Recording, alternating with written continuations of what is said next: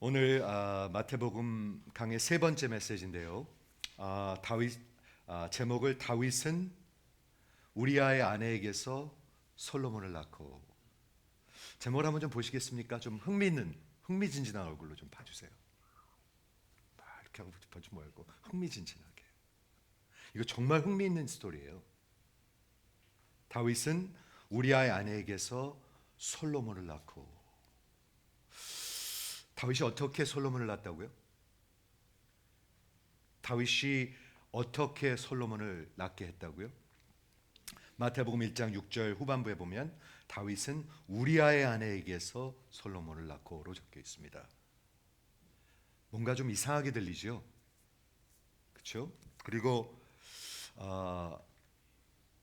그냥 낯뜨겁고 부끄러운 그런 느낌이 벌써 들잖아요. 남의 아내한테서 자기 자식을 낳다는 거예요. 그것도 다름 아닌 메시아 예수의 근원 계보에서 첫 번째 페이지에서, 신약의 첫 번째 페이지에서 다윗은 남의 아내한테서 솔로몬을 낳고 이렇게 적혀 있습니다.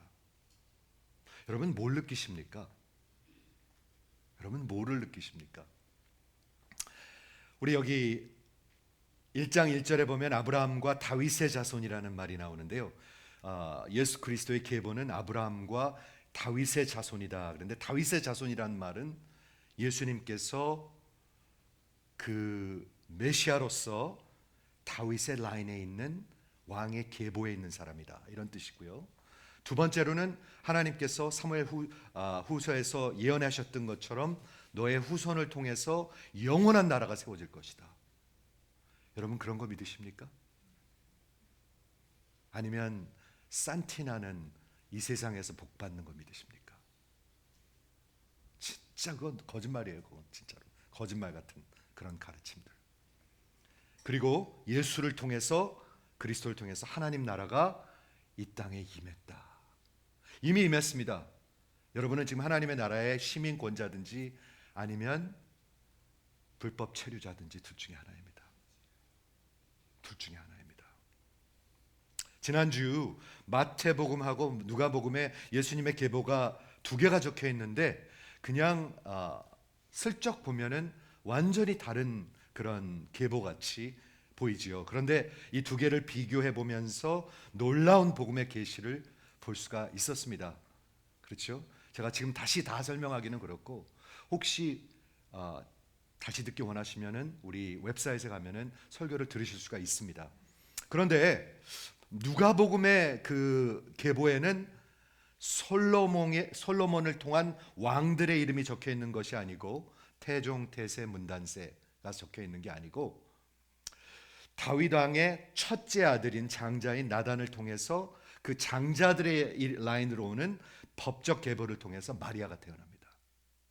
그런데 마리아가 예수를 낳게 되죠. 남자를 모르는 마리아가 예수를 낳게 되죠. 그러므로 누가복음을 통해서 우리 그 예수님은 다윗의 후손으로 태어난 것을 볼 수가 있습니다. 그런데 그 예수님의 이름이 복음에 있는 왕의 계보에도 올라와 있습니다. 어떻게 올라와 있죠? 오늘 본문을 보면은 마태복음 1장의 구약의 역사를 3등분으로 이렇게 하고 있습니다. 3등분. 그렇죠? 아브라함에서부터 다윗까지, 다윗에서부터 다윗 그 바벨론으로 끌려가는 유다가 망하는 때까지, 그다음에 그 나라가 망한 때부터 예수님이 태어날 때까지 이렇게 적혀 있는데 이 첫 번째 섹션에 다윗이 솔로몬의 라인을 통해 가지고 요셉이 태어나는 것을 그리고 있습니다. 그렇죠? 그런데 지난주에 말씀드린 대로 닥터 버하우스라는 목사님이 예수님이 진정한 메시아라는 것의 증거는, 결정적인 증거는 어디 있냐면 여기 있다고 얘기하고 있습니다. 이 마태복음에 있는 계보에 그 유대의 마지막 왕의 이름이 여고니아입니다. 여고니아라는 왕의 이름이 굉장히 중요한데 여호와 친이라고도 하는데요. 이 왕이 중요한 왕인데 왜냐하면 예레미야 22장에 보면 그 여고니아 왕이 악했기 때문에 하나님이 저에게 심판을 하십니다. 뭐라고 심판하시냐면 너의 후손을 통해서는 다시는 왕 위에 오르지 못하게 될 것이다 라고 저주를 하게 되죠. 그렇죠? 그렇다면 예수님께서 어떻게 이 마태복음의 계보에 올라서 그런 합법적인 그런 왕의 계보를 가진 메시아가 되실 수 있었나요? 하나님의 놀라운 지혜와 능력과 하나님의 그 섭리입니다. 여러분 그거 아십니까? 하나님은 섭리하시는 분이십니다. 그런데 하나님은 섭리를 대충 하는 게 아니라 아주 precision, 정확하게 하십니다. 대충 넘어가는 분이 아닙니다. 어떻게 하셨냐면 먼저 예수님이 마리아의 그 처녀를 통해서 잉태하심으로 말미암아 그 다윗의 후손으로 태어나게 하셨고, 그리고 법적으로 그 처녀가 요셉과 정혼함을 통해 가지고 그 가졌던 예수님이 법적으로 입양됨으로 말미암아 합법적인 그 로열 라인에 들어갈 수가 있었다는 것이지요. 여러분 그거 아셨습니까? 닥터 반하우스는 이런 결론을 내립니다. 여러분 마음속에도 이런 결론이 있기를 바라는데, 예수는 그러므로 아무런 저주가 없는 메시아로서 합법적인 메시아고 왕의 계보의 메시아다. 그러므로 그는 오직 유일하신 참된 메시아다. 이렇게 얘기하고 있는 것입니다. 그러면서 그 이전이나 그 이후에 이 세상에 태어난 그 어느 누구도 이런 자격을 성취한 갖춘 메시아는 있을 수가 없으며, 만일 자신이 그렇다고 한다면 그는 거짓말하는 자요 마귀의 자식이라고 얘기하고 있습니다. 여러분 그런 확신이 있으십니까? 확신 있는 얼굴 좀 해보세요. 확신 있는 얼굴. 하나님, 나도 확신을 갖고 살게 해주세요. 그렇게 한번 해보시겠습니까? 확신 있는 얼굴. 네. 정신을 딴 데 두지 마시고요. 진짜 이 예수가 하나님의 역사의 중심에 있는 메시아다. 그러니까 내 결혼보다 더 중요하겠죠? 내 자식 키우는 것보다 중요하겠죠? 내 노후보다 더 중요하겠죠? 내 건강보다 더 중요하겠죠? 근데 사람들은 이게 다 관심이에요. 이게 관심이에요. 결혼, 노후, 건강, 맨날 얘기를 하면 그런 얘기밖에 안 해요.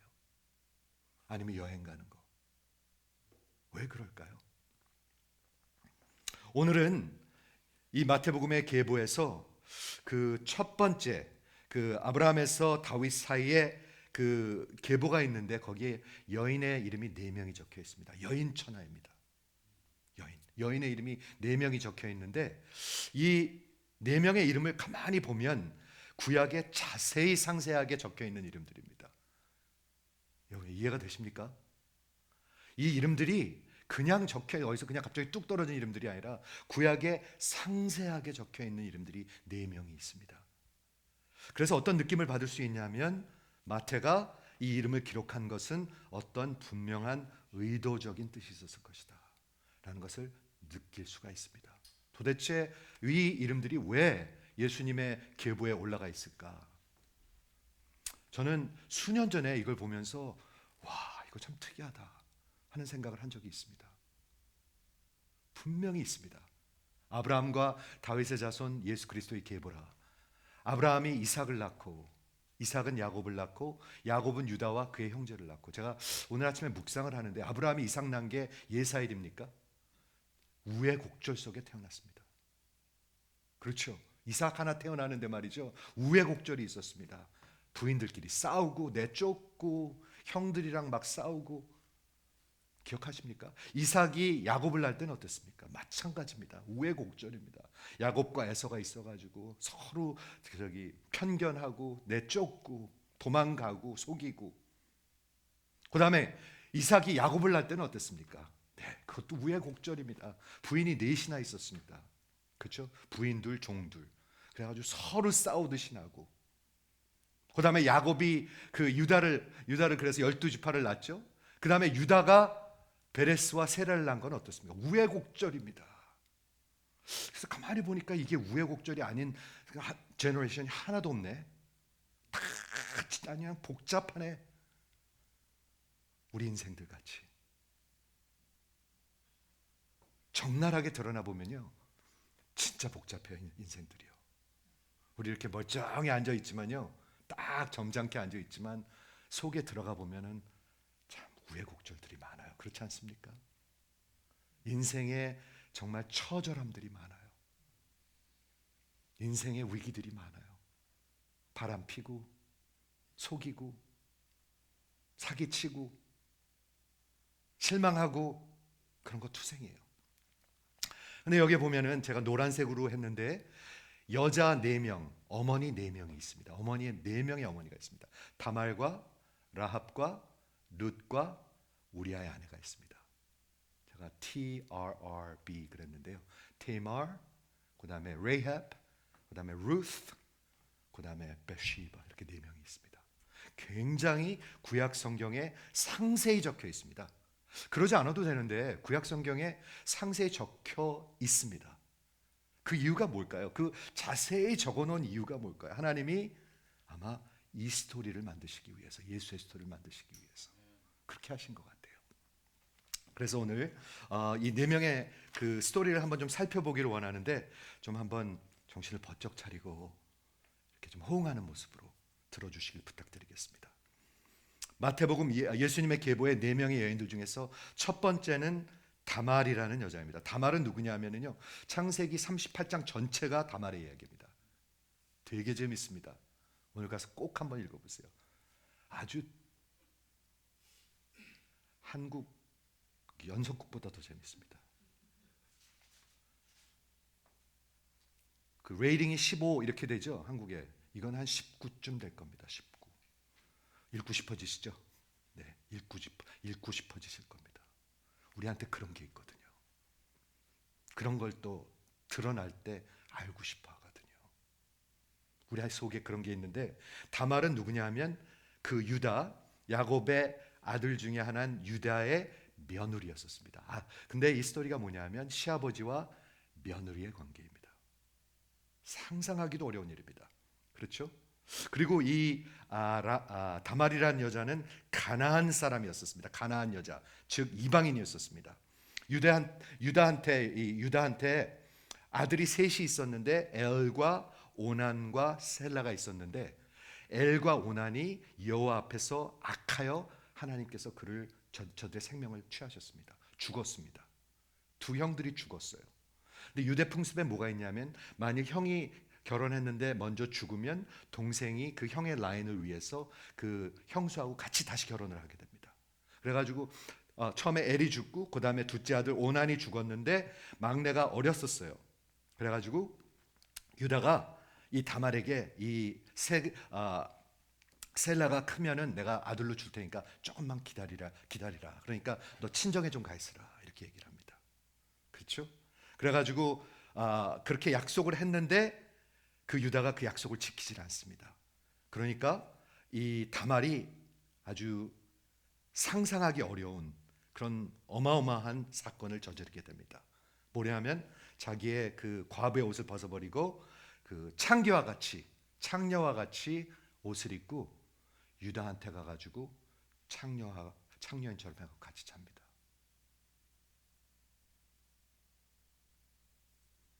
여러분,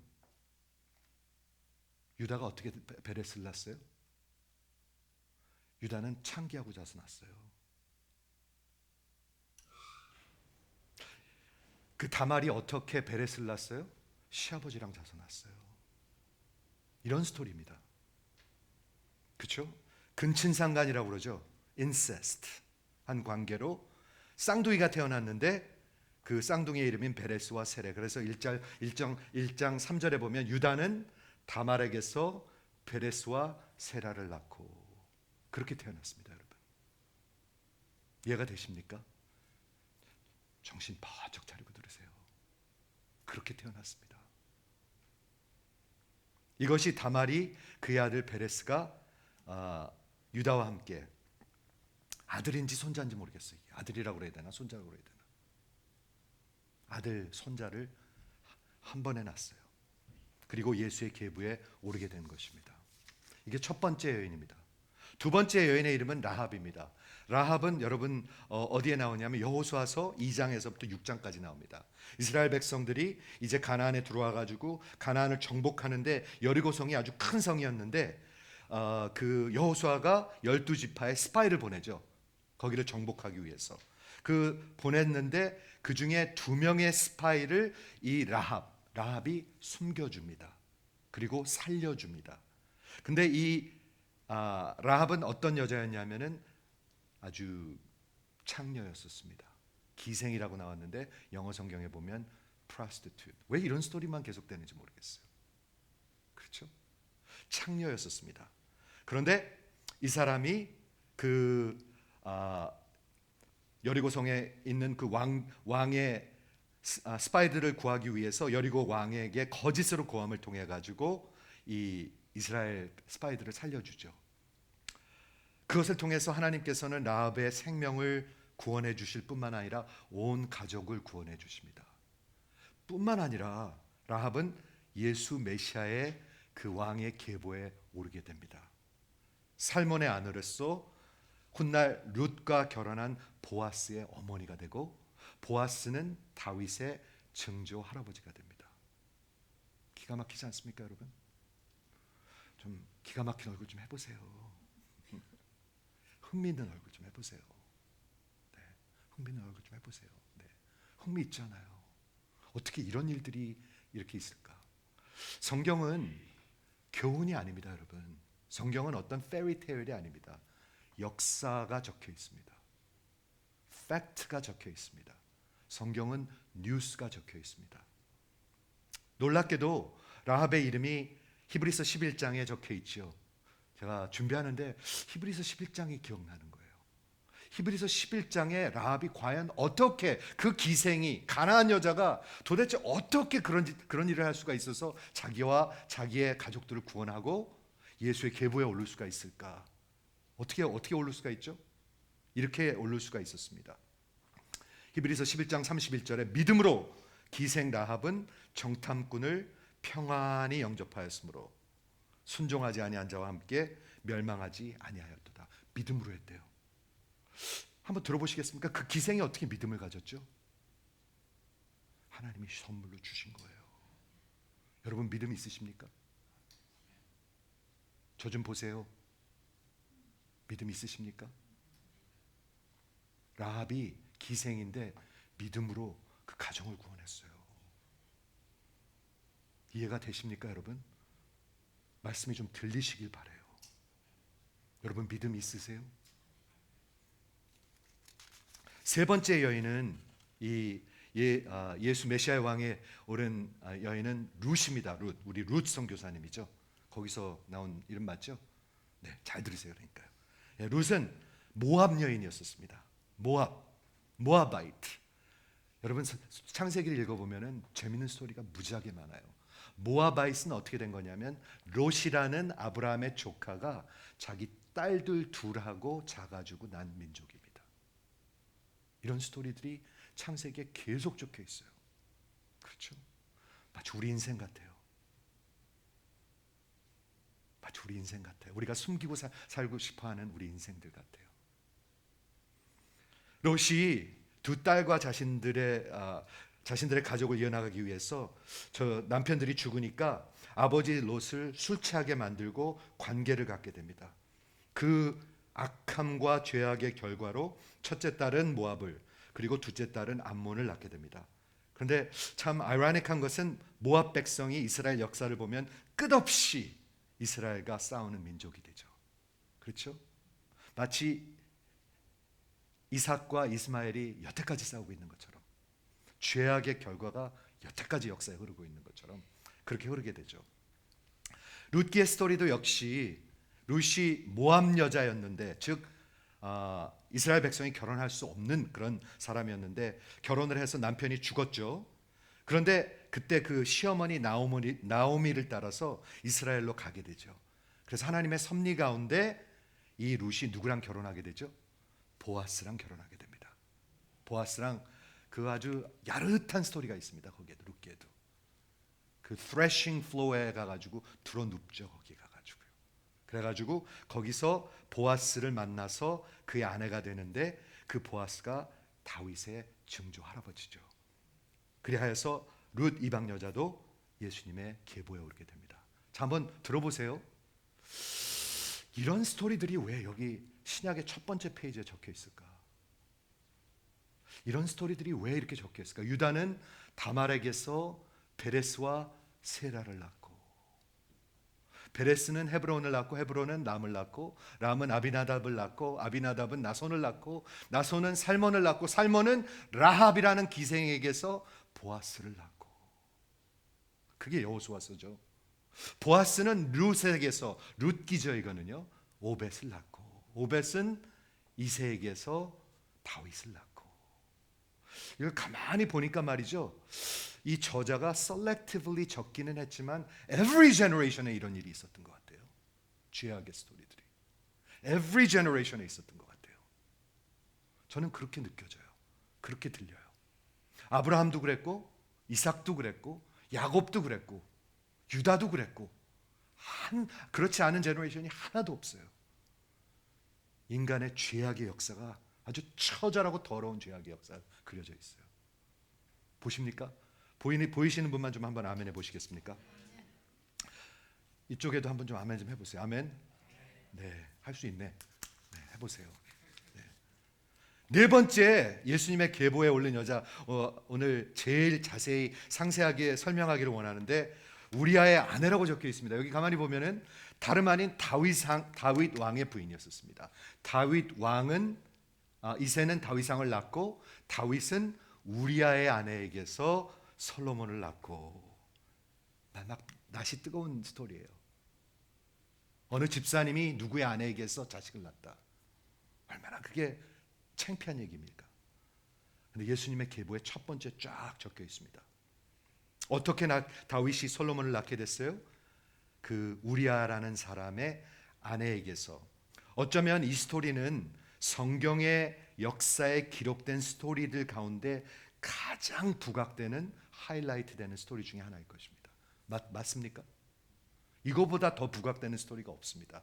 두 장에 걸쳐서, 두 장이 아니죠. 결국에는 그 압살롬 얘기도 그렇고 테마 얘기도 그렇고 다 여기랑 연결되는 것입니다.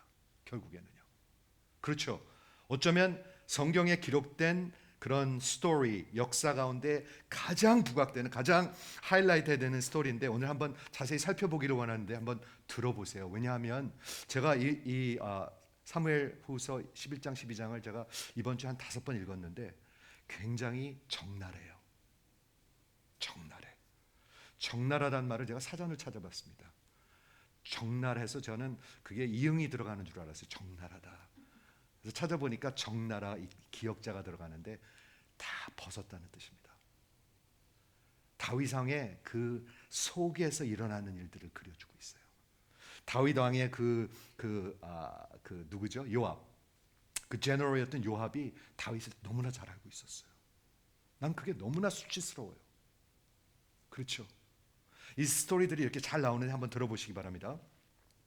사무엘후서 11장에 왕들이 전쟁에 출전할 때가 되매 다윗이 요압과 그와 있는 부하들과 온 이스라엘 군대를 암몬 자손과 전쟁하기 위해서 전쟁에 내보내고 자기는 왕궁에 남게 됩니다.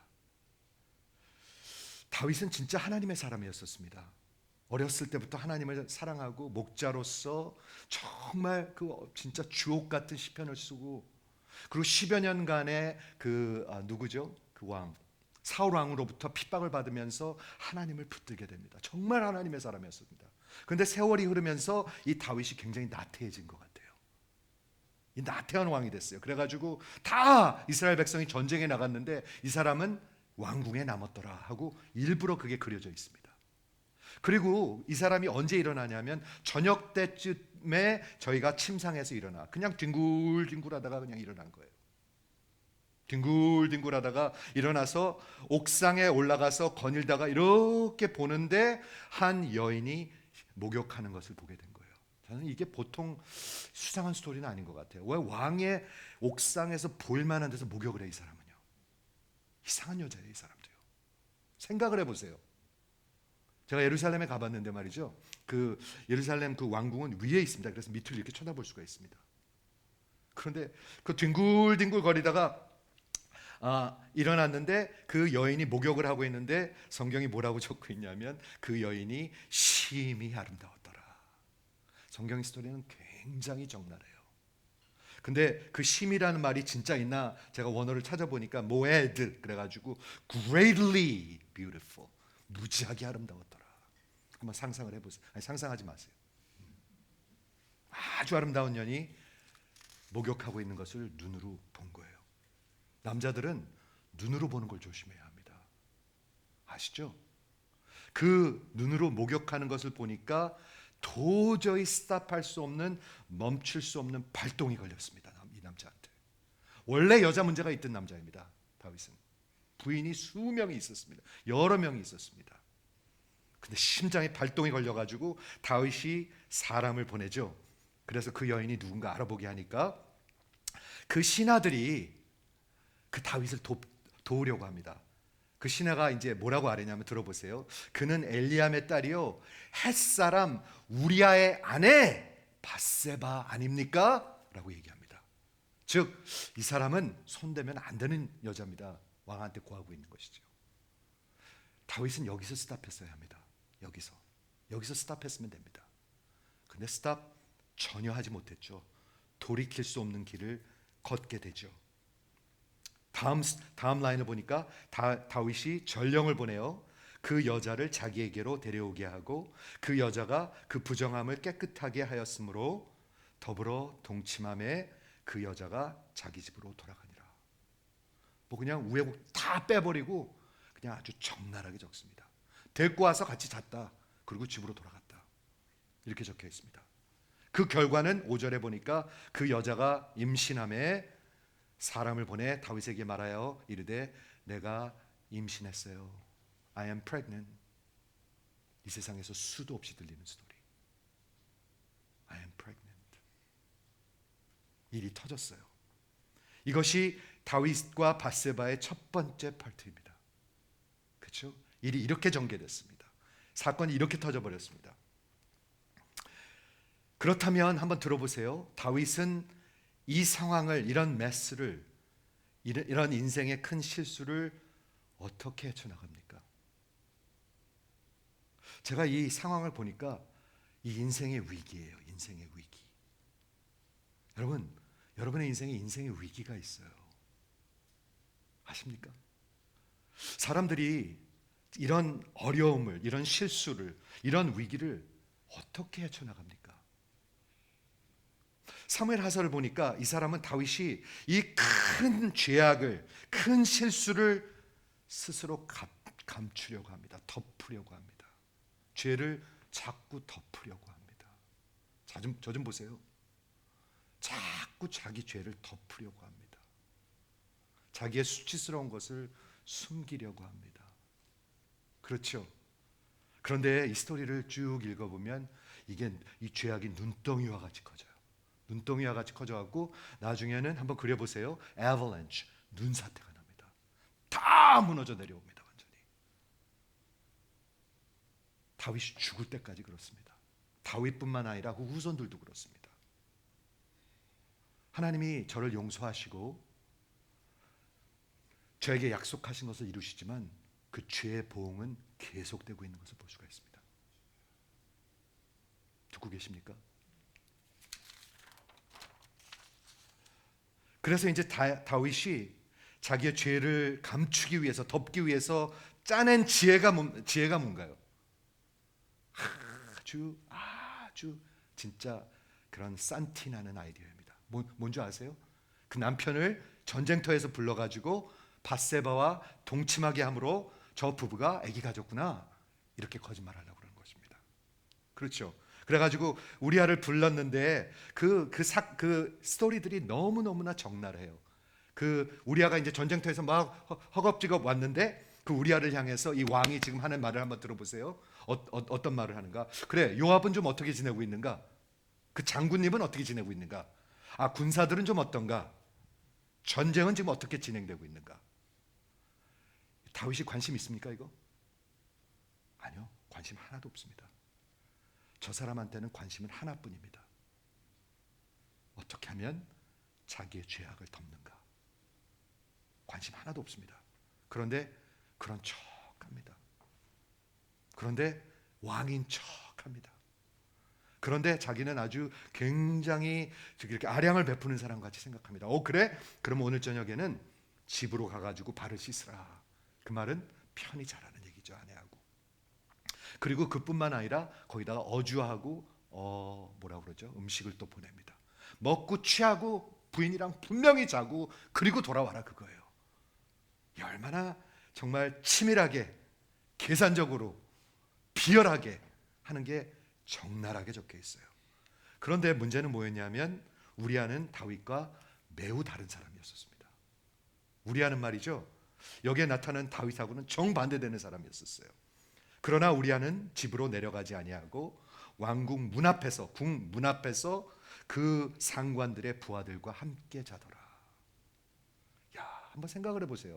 그 사람은 군인이었는데, 요압이라는 그런 장군 밑에 있는 군인이었는데, 그렇게 왕이 말했는데도 불구하고 집으로 돌아가지 않고 그 궁전 앞에서 자기 부하들이랑 같이 잤다는 거예요. 굉장히 대조적인 걸 볼 수가 있습니다. 대조적인 것. 이걸 보셔야 합니다. 저 좀 보세요. 대조적이에요. 다윗과 같은 죄악은 사람을 치사하게 만듭니다. 아주 비열하게 만듭니다. 굉장히 고집스럽게 만드는 것 같아요. 그리고 꽉 막혀 있는 것 같아요. 볼 수 있지 않습니까? 죄는 말이죠, 사람을 꽉 그냥 막아놓는 것 같아요. 아무 말도 안 들으려고 그래. 아무 말도 안 들으려고 그래. 여러분들 같이. 다음날 다윗이 우리아에게 왜 집에 안 가고 잤냐고 그러니까 대답하는 것 좀 한번 들어보세요. 얼마나 이게 적나라한가. 언약궤와 이스라엘 유다가 야영 중에 있고 내 주 나의 상관 요압은 부하들과 함께 밖에서 진을 치고 있거늘 내가 어찌 내 집으로 가서 먹고 마시고 내 처와 같이 자리이까. 그리고 뭐라고 하나 들어보세요. 내가 이 일을 행하지 아니하기로 왕의 살아계심과 왕의 혼의 살아계심을 두고 맹세합니다 라고 얘기합니다. 다윗은 이 사람을 어떻게 하면 이용해가지고 자기 죄를 덮을까 하고 있는데 이 사람은 맹세하고 왕한테 충성을 맹세하고 있어요. 여러분 보이십니까? 우리아는 하나님 앞에 그리고 자기의 상관 요압 앞에 동료들 앞에 나라 앞에 그리고 아이러니하게도 그 다윗 왕에게도 아주 충성스러운 사람이었습니다. 다윗은 여기서 돌이켰어야 합니다. 여기서 돌이켰어야 합니다. 여기서 한 스텝 더 나가면 이젠 절대로 돌아올 수가 없습니다. 그런데 다윗이 다시 한번 이 치사한 방법으로 자신의 죄를 덮으려고 하죠. 하룻밤 더 합니다. 이번에는 그를 완전히 만취하게 만듭니다. 취하게 만들고 그날 밤에 우리아를 취하게 하고 집으로 가서 자라고 합니다. 아주 그냥 죄는 아주 고집스러워요. 어떻게 쓰든지 해보려고 그러는 거예요. 죄를 덮으려고. 그 결과는 같은 결과였었습니다. 충성스러운 우리아는 그날도 집으로 가지 않았고 다윗은 저의 인생을 강도질하고 있었던 것입니다. 진짜 강도죠. 이거보다 강도가 더 어디 있겠습니까? 자기의 죄를 덮기 위해서. 그 다음에 일어나는 사건은 정말 인간으로서 상상하기 어려운 일을 합니다. 다음날 아침 다윗이 편지를 하나 쓰는데 그 편지를 여기 뭐라고 사무엘이 적고 있냐면 우리아의 손에 쥐어줍니다. 우리아 보러 직접 가져가라고 그러는 거예요. 상상이 되세요? 그 내용이 뭐라고 적혀 있냐면 편지에 써서 이르기를 요압한테 쓴 거예요. 너희가 우리아를 아주 치열한 싸움 맨 앞에다 두고 너희는 뒤로 후퇴해서 그로 맞아 죽게 하라 하는 편지를 요압한테 우리아한테 직접 가져가게 합니다. 여러분 이게 지금 느껴지십니까? 진짜 다윗 어떻게 이렇게까지 됩니까? 처음에는 다윗이 자기를 우리아를 사용해 갖고 자기의 죄를 덮으려고 했는데요. 지금은 우리아를 죽여서 없애서 자기의 죄를 덮으려고 합니다. 우리 인간들도 똑같습니다, 여러분. 그렇게 우리아는 죽었습니다. 다윗이 그렇게 원했던 대로, 계획했던 대로, 명령했던 대로, 작전 짰던 대로 우리아는 다른 사람들과 함께, 아무 죄 없는 사람들과 함께 죽었습니다. 그런데 그 다음에 무슨 스토리가 나오냐면, 전쟁터에 나가 있는 이 다윗의 그 제너럴 요압이라는 사람이 그 전령을 보내가지고 왕한테 가서 그 사람이 죽은 걸 고하라고 그러는데 그 내용이 나옵니다. 저는 그걸 읽고 또 읽었습니다. 왜냐하면 요압도 그렇게 좋은 사람이 아니었었어요. 요압이 다윗이 어떤 사람인지, 자기의 주인 다윗이 어떤 사람인지 너무나 잘 알고 있는 거예요. 저는 이게 너무나 슬픈 거예요. 뭐라고 얘기하냐면 이렇게 얘기합니다. 가서 얘기하는데 이런 일도 하고 저런 일도 하고 저런 일도 하고 이렇게 다 얘기하는데 그 다윗 왕이 화를 내면 우리아가 죽었다 하라. 우리아가 죽었다 하라. 그러니까 결국 요압은 뭘 알고 있었냐면 다윗이 듣기 원하는 한 가지 말은 우리아가 죽었다는 말이에요. 이게 인간들이에요. 이게 죄악이에요, 여러분. 그렇죠? 참담하게 느껴졌어요, 저는요. 참담하게 느껴지고, 야, 정말 수치스럽다. 인간으로서 수치스럽다 하는 생각이 들었어요. 요압은 다윗의 머릿속에, 계산 속에는 그가 듣기 원하는 소식은 오직 하나였던 걸 알고 있었어요. 자, 이제 그 모든 죄악과 문제는 다 해결됐죠. 이제 죽었으니까 다 해결됐죠. 다 덮어졌죠.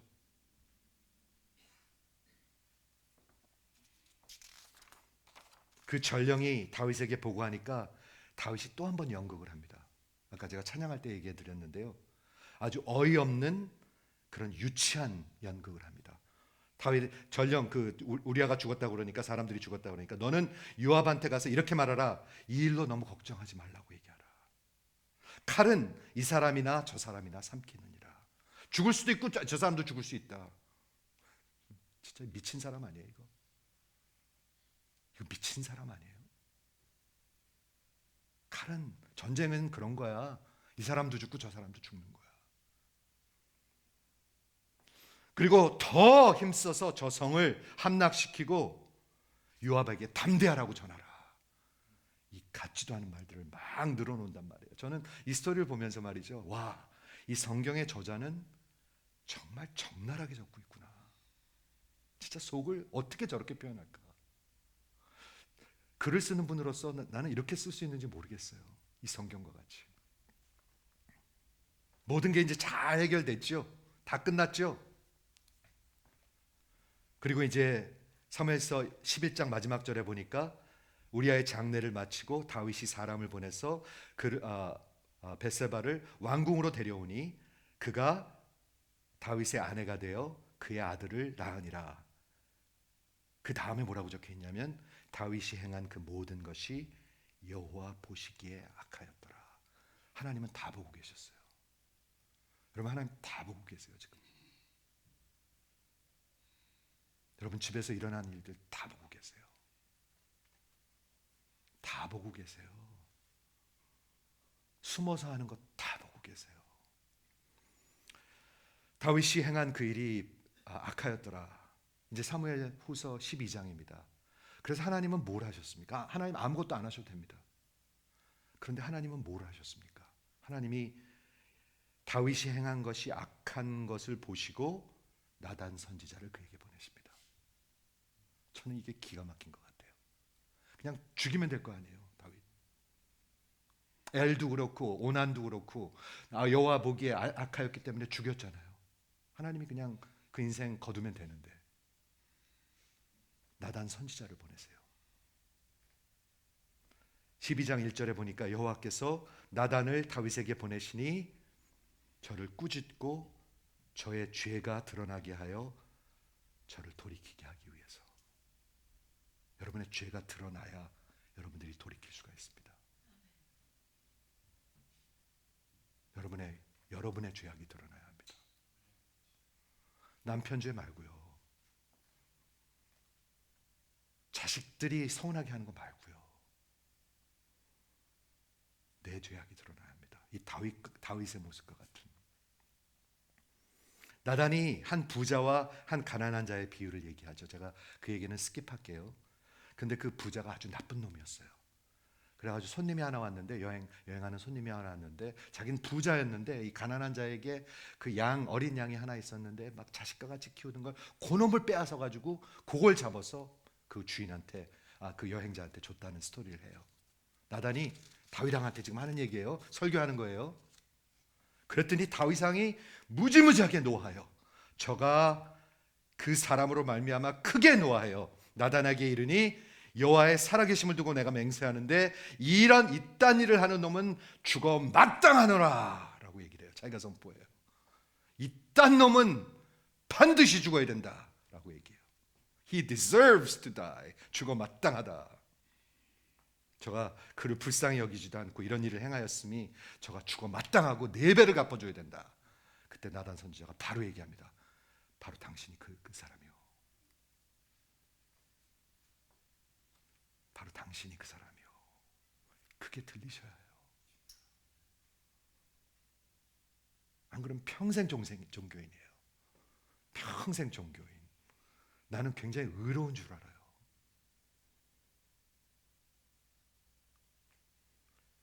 나단이 다윗에게 당신이 그 사람, You are the man. 그리고 이제 심판을 선언합니다. 내가 너를 이스라엘 왕으로 기름 붓고 사울에게서 구원했고 이스라엘과 유다 민족을 내게 맡겼고 만일 그것이 부족했다면 내가 너에게 더 줬을 것이다. 그런데 어찌하여 내가 여호와의 말씀을 업신여기기로. 여러분 죄악이 뭔지 아십니까? 여호와의 말씀, 여호와를 업신여기는 것입니다. 누가 나를 업신여기면 기분 나쁘죠?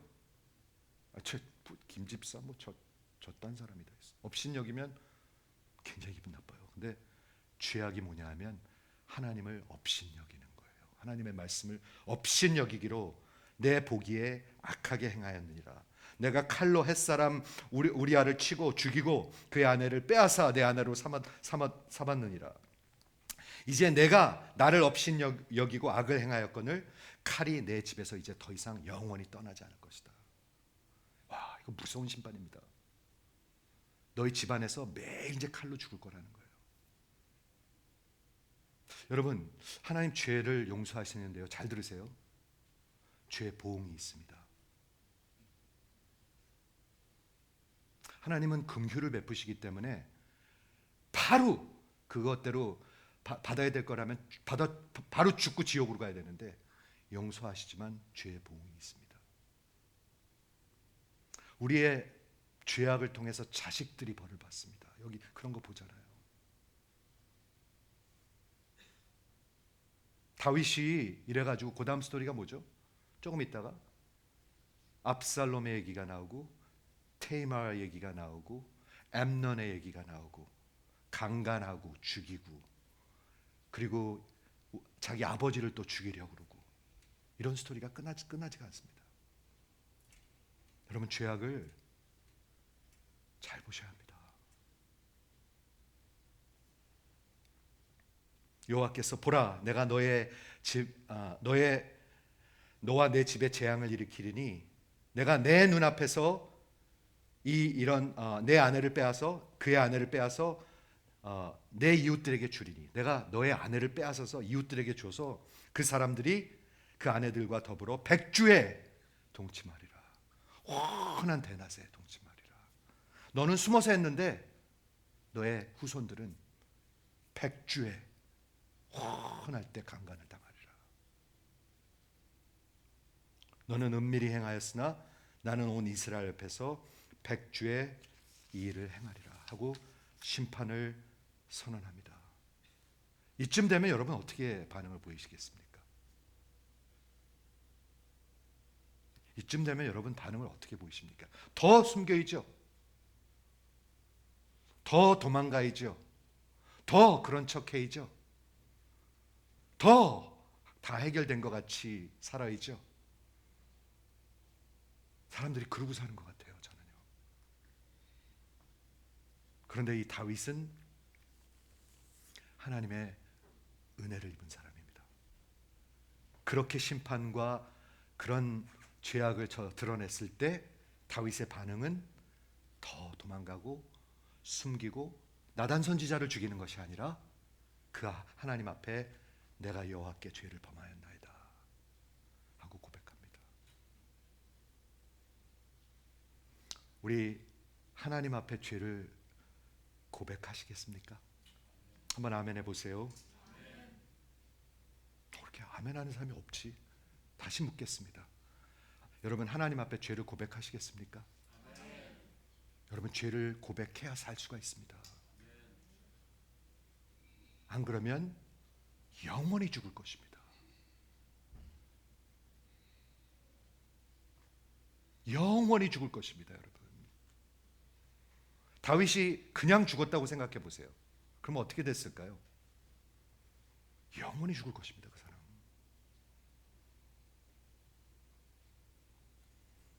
저가 드디어 돌이킵니다. 드디어 돌이킵니다.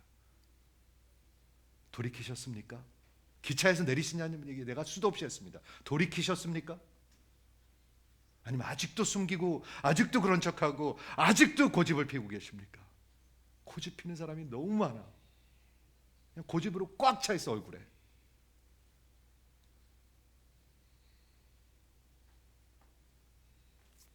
여호와께서 정말 이것도 놀라운 것 같아요. 그가 돌이킵니다. 내가 여호와께 죄를 범했습니다. 하자마자 나단이 뭐라고 얘기했냐면 여호와께서 당신의 죄를 사하셨습니다. 바로 용서하세요. 저는 이것도 기가 막힌 것 같아요. 듣자마자 마치 알았다는 듯이 여호와께서 당신의 죄를 사했습니다. 당신은 죽지 않을 것입니다. 그러나 이 일로 말미암아 여호와의 원수가 크게 비방할 거리를 얻게 하였으니 당신이 낳은 아기는 죽을 것입니다. 죄의 보응이 있습니다, 여러분. 있습니다. 다윗이 그 아이를 살려달라고 몇 날 며칠을 하나님 앞에서 진심으로 기도를 하죠. 금식하면서 그 아이를 살려주십시오 하고 기도를 하죠. 그래도 한번 매달려라도 봐야 되겠다. 그런데 그 아이가 죽습니다. 그런데 이 스토리가 어떻게 마무리되는가? 12장 마지막 절에 이렇게 적혀 있습니다. 한번 들어보세요. 다윗이 그 아기가 죽은 다음에 그의 아내 밧세바를 위로하고 그에게로 들어가 그와 동침하니 그가 아들을 낳으니 그의 이름을 솔로몬이라 하더라. 솔로몬이 그렇게 태어났습니다. 그런데 그 다음 절이 더 기가 막힙니다. 그의 이름을 솔로몬이라 하더라. 여호와께서 그를 사랑하시더라. 여러분 듣고 계십니까? 우리 수준이 아닙니다, 여러분. 우리가 하는 그런 종교의 수준이 아닙니다. 그렇죠? 여호와께서 솔로몬을 낳게 하시고 그를 사랑하시니라. 그리고 그에게 이름을 주세요. 나단 선지자를 다시 보내가지고 그 솔로몬의 이름을 주는데 여디디야, 제데다야. 그 뜻이 뭐냐면 Beloved by the Lord. 여호와께서 저를 사랑하셨더라 라는 이름을 주십니다. 기가 막힙니다. 다윗이 이런 받을 자격이 있는 사람인가요? 있습니까? 전혀 없습니다, 여러분. 다윗이 어떤 사람입니까? 아주 참담한 사람입니다. 다윗이 어떤 사람입니까? 아주 비열한 사람입니다. 아주 괴력이 아주 자기 그 이익을 위해서, 꾀를 위해서, 자기 죄를 덮기 위해서 아주 뛰어난 사람입니다. 그러면서 자기가 고백했습니다. 이 일을 행한 놈은 반드시 죽어야 된다. 여러분 반드시 죽으셔야 합니다. 그런데 하나님이 살려주신 것입니다.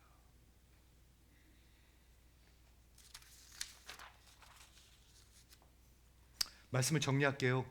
우리 오늘 예수님의 계보를 저는 준비하면서 정말 이게 생각할 게 너무 많구나 하는 생각을 했어요.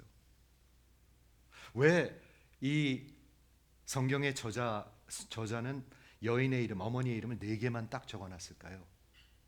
제가 보기엔 every generation이 이런 스토리일 것 같아요. 아브라함도 그런 스토리고, 이삭도 그런 스토리고, 유다도 그런 스토리고, 그렇죠? every generation이 그런 스토리일 것 같아요. 자, 그리고 요 첫 번째 섹션에만 어머니 이름이 4이 나옵니다.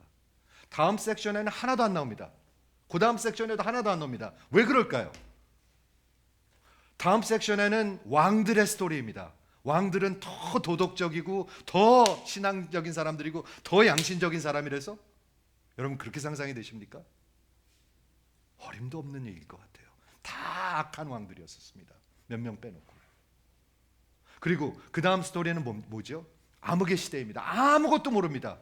아무것도 드러난 게 없습니다. 그러면 야, 다윗보다 아니면은 유다보다 더 의로운 사람들이라서 어머니 얘기들이 하나도 안 적혀 있을까요? 저는 아닌 것 같아요. 너무나 당연하니까. 너무나 당연하지 않아요? 여러분 이것을 통해서 뭐를 들으십니까? 여러분의 지금 살고 있는 상황은 어떠십니까?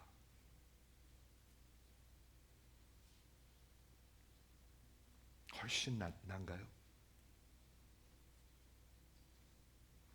내 인생 살아온 길을 돌아다 보면 훨씬 더 자랑스러운 일들인가요? 이게 인간의 죄악의 역사입니다. 그런데 메시아 예수께서 이 인간의 죄악으로부터 우리를 구원하시기 위해서 이 땅에 오신 것입니다. 다윗과 같이 사무엘하 11장 같이 평생 숨기고 사는 사람들이 있어요. 평생 숨기고 사는 사람들. 자기 얘기 하나도 못 드러내는 사람들. 자기 속마음 하나도 드러내지 못하는 사람들 있어요. 그리고 지금 인생의 위기에 있는 사람들도 있어요. 여러분 인생의 위기가 있습니다. 죄악으로부터 온 인생의 위기가 있습니다. 그런데 여기가 눈덩이 되는 걸 보셨죠? 눈덩이 되는 거. 눈덩이가 됩니다, 여러분. 가만 놔두면. 그리고 결국엔 망하게 됩니다. 다 망합니다. 자식도 망하고 결혼도 망하고 부모님도 망하고 다 망하는 것입니다. 이해가 되세요? 하나님의 앞으로 여러분 무릎 꿇고 오셔야 합니다. 그런 간절함이 있으셔야 합니다, 여러분. 갈라디아서 4장 4절에서부터 7절을 제가 읽어드릴게요. 기가 막히게 정리가 되네요.